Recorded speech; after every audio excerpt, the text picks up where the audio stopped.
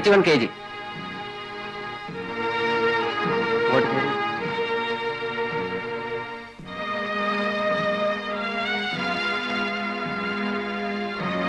180 centimeters.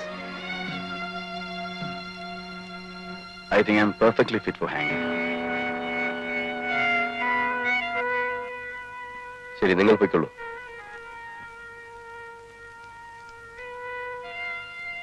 അവസാനമായി എന്തെങ്കിലും ആഗ്രഹം ഉണ്ടെങ്കിൽ പറഞ്ഞോളൂ. ഐ മീൻ നല്ല ഫുഡോ ഡ്രിങ്ക്സോ എന്തെങ്കിലും. ബുദ്ധിമുട്ടില്ലെങ്കിൽ ഒരു സ്റ്റാമ്പ് പേപ്പർ കിട്ടിയാൽ കൊള്ളാം. വിൽപത്രം എഴുതാൻ. മുറിയിലെത്തിക്കാം, പോരെ? മതി.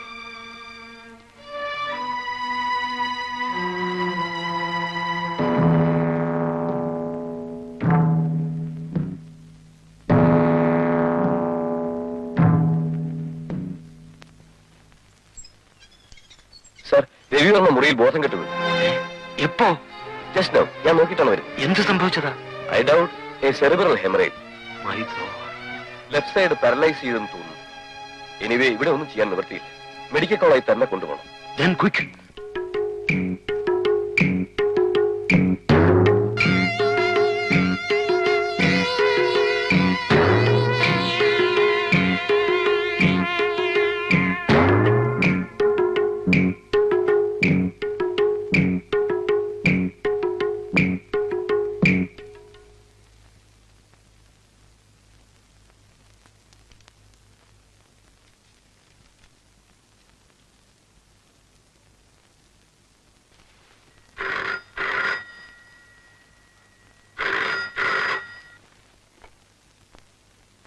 ഹലോ.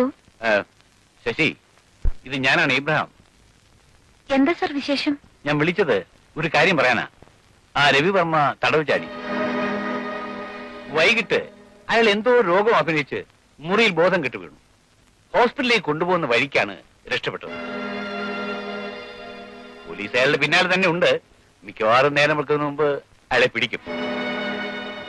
പിന്നെ അസമത്ത് ആരെങ്കിലും വന്ന് മുറിയിൽ തട്ടുവോ മുട്ടുവോ ചെയ്താൽ തുറക്കണ്ട. അയാൾ എന്തിന് ഇവിടെ വരണം? വരേണ്ട കാര്യമൊന്നുമില്ല. എന്നാലും ശശിയാണല്ലോ അയാളെ കുറിച്ച് പത്രത്തിൽ എഴുതിയത്. ഇനി അതിന്റെ വിരോധം മറ്റോ അയാൾക്കുണ്ടെങ്കിലോ? ഞാനൊരു സംശയം പറയുന്നേ ഉള്ളൂ. പേടിക്കാനൊന്നുമില്ല. ആരാ ശശി? Chief editor. എന്താ ഈ അസമയത്ത്?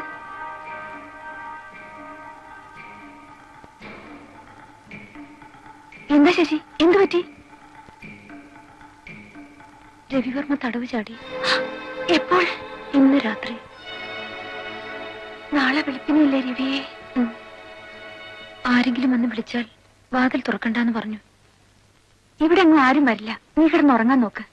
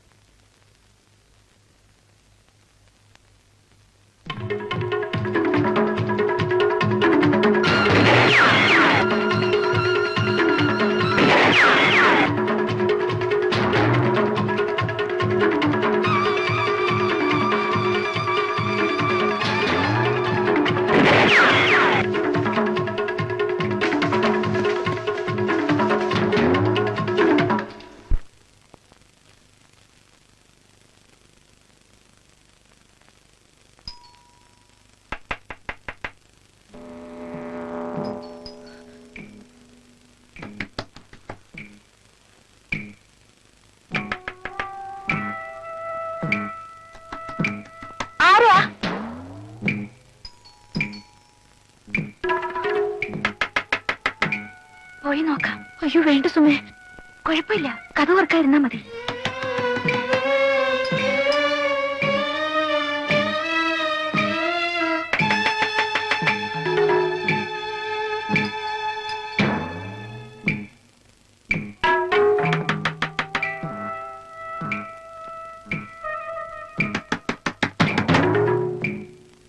ആരാണെന്ന് ചോദിച്ചത്?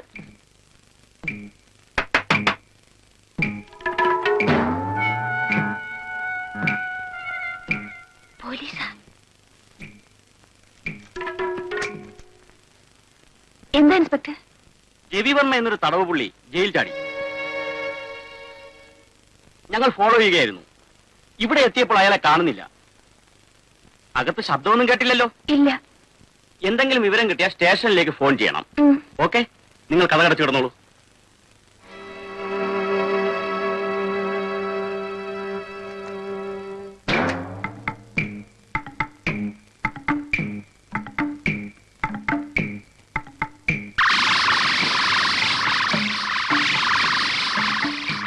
സുമേ,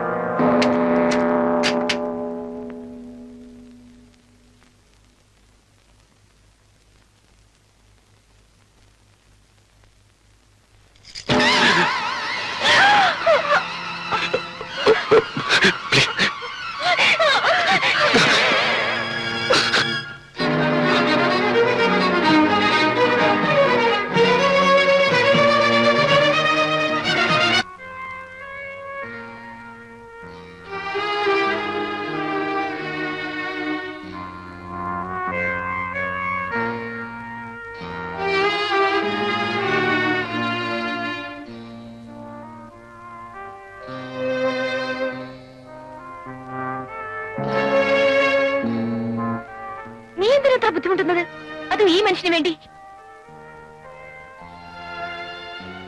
ഒരു കൊലപാതകം ചെയ്യാനുള്ള മനക്കരുത്ത് എനിക്കുണ്ടായിരുന്നെങ്കിൽ ഞാൻ തന്നെ ഇയാളെ.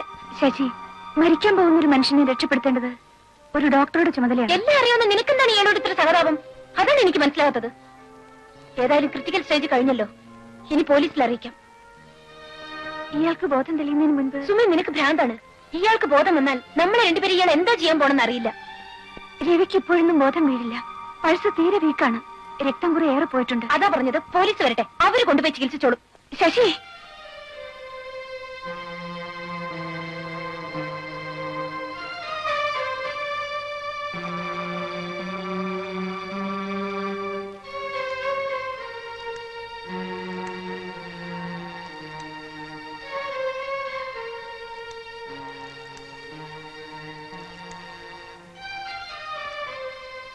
Hello, police station.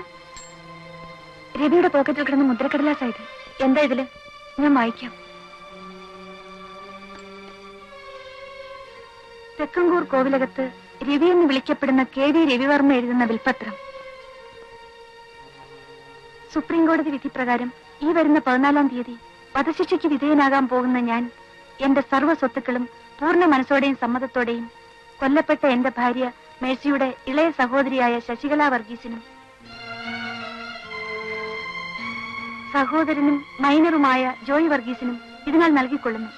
സ്വത്തുക്കളെ സംബന്ധിക്കുന്ന വിവരങ്ങൾ താഴെ ചേർത്തിരിക്കുന്നു. രവിവർമ്മ.